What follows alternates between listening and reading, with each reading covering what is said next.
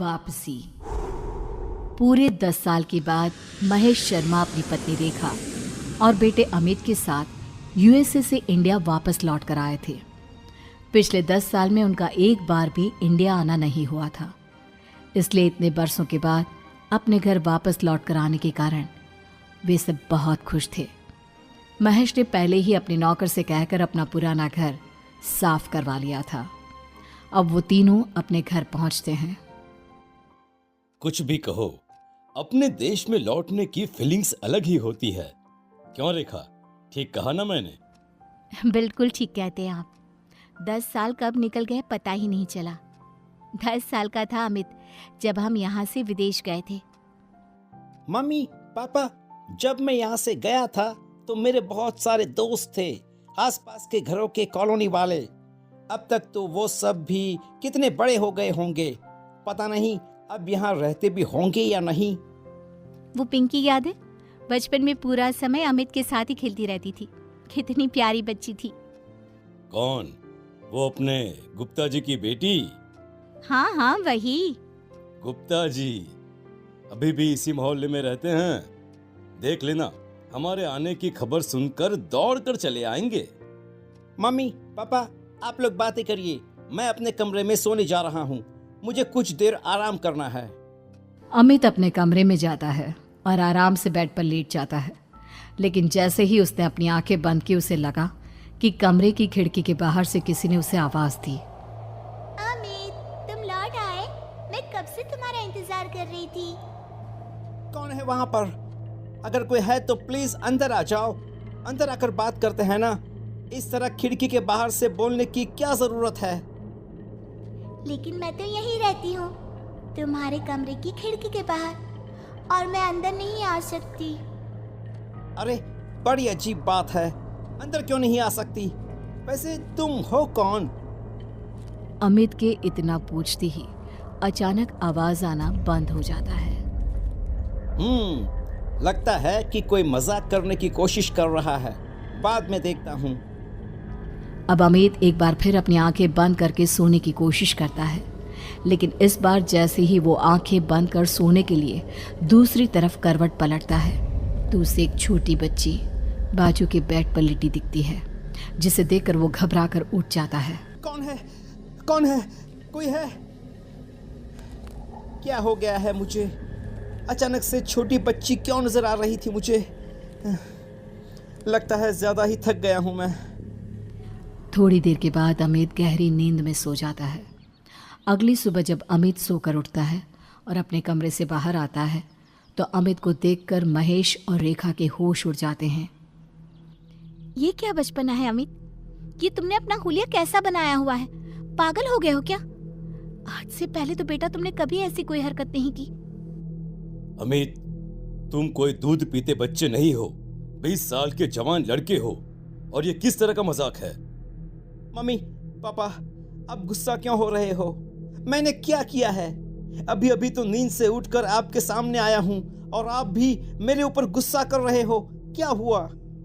रेखा अपनी जगह से उठती है और एक छोटा सा आईना लाकर अमित की आंखों के सामने लगाती है।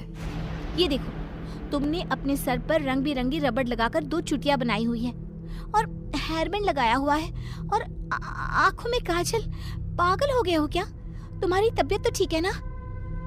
अमित ने घबराकर अपने बालों से वो रबर बैंड निकाल दिया, हेयर बैंड भी फेंक दिया। मम्मी पापा, मैं सच कह रहा हूँ, मुझे इसके बारे में कुछ भी नहीं पता। यह सब किसने किया है? आप बताइए, क्या मेरा बचपन का कोई दोस्त आया था जिसने नींद में मेरे साथ ये सब किया हो? ऐसा कुछ नहीं हुआ अमित, अभी तो सुबह हुई है। कोई नहीं आया था बेटा, हम सच कह रहे हैं। किसी ने तुम्हारे साथ मजाक नहीं किया है, लेकिन तुमने ऐसा क्यों किया, तुम बताओगे? अरे मैंने कुछ नहीं किया, मैं सच कह रहा हूँ। और अभी मैं नहाने जा रहा हूँ। पता नहीं क्या हो रहा है मेरे साथ। कुछ देर के बाद अमित अपने कमरे से तैयार होकर आता है और कॉलोनी में घूमने के लिए घर से बाहर निकलता है। थोड़ा आगे चलने पर उसकी नज़र अपने घर के पड़ोस वाले घर पर पड़ती है, जहाँ पर अब सन्नाटा था।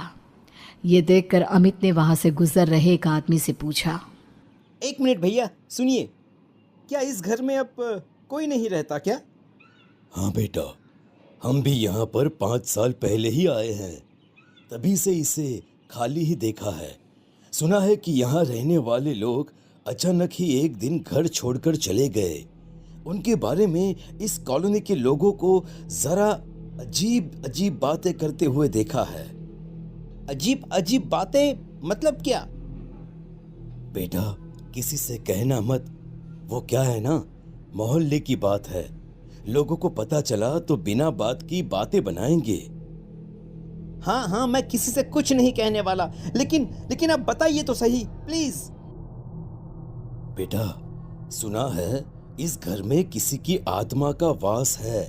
कई लोगों ने इस खाली घर से कभी कभी किसी की रोने की आवाज सुनी है। अब सच्चाई क्या है वो तो भगवान ही जाने। ओह, तो ये बात है। वैसे लोगों का क्या है, कुछ भी बातें बनाते हैं। पता नहीं कौन कौन सी अंधविश्वास भरी बातों में विश्वास रखते हैं लोग। थैंक यू भैया, थैंक यू। बताने के लिए आपका बहुत बहुत शुक्रिया। पूरा दिन शहर में घूमने के बाद अमित जब शाम को अपने घर पहुंचा तो खाना खाने के बाद सीधा अपने कमरे में चला गया। थोड़ी देर के बाद रेखा और महेश ने अमित को बाहर बुलाया, लेकिन अमित इस बार जैसे ही अपने कमरे से बाहर निकला तो रेखा के पैरों तले जमीन खिसक गई।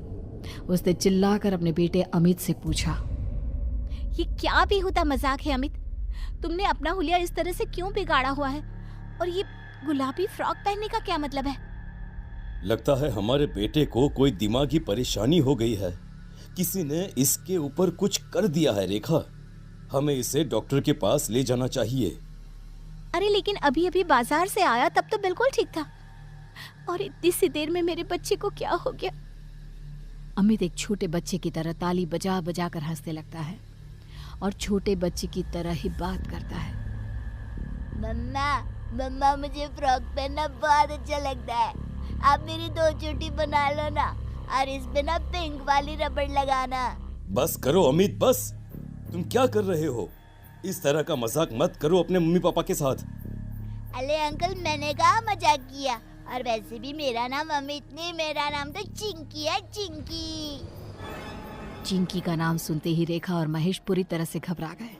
उन्हें विश्वास नहीं हो रहा था कि उनका बेटा चिंकी का नाम लेकर उसकी तरह क्यों बिहेव कर रहा है, क्योंकि चिंकी की मौत हुए तो 10 साल से भी ज्यादा समय बीत चुका है। रेखा और महेश ने किसी तरह अमित को सुला दिया, लेकिन रात को अचानक अमित के कमरे से किसी की डरावनी आवाज आने लगी।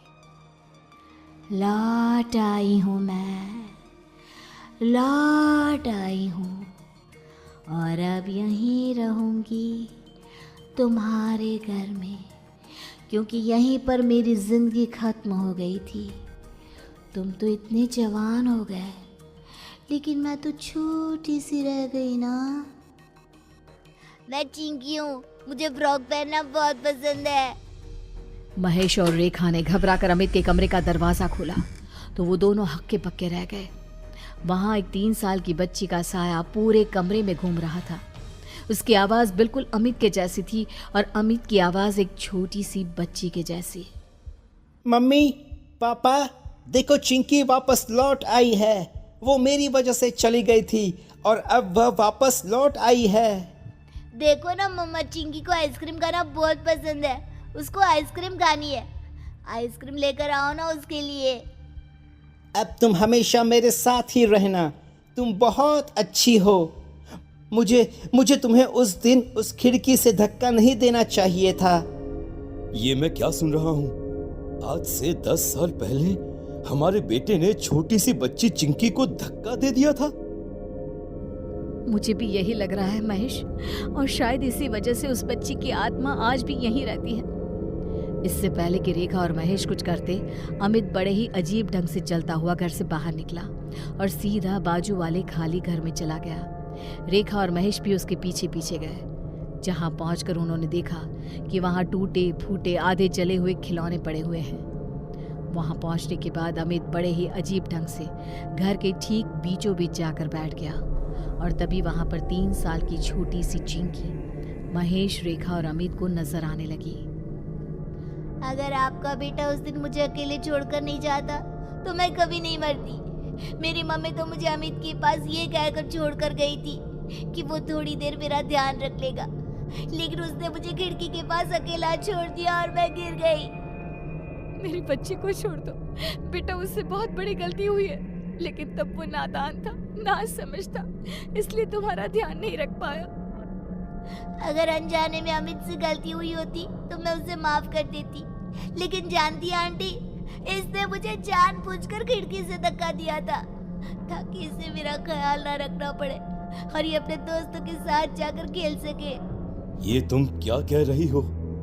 अगर ये सच है तो फिर यही सच है, और आज के बाद से मैं हमेशा अमित के शरीर में रहूंगी, और जब मेरा मन करेगा तब बाहर आऊंगी।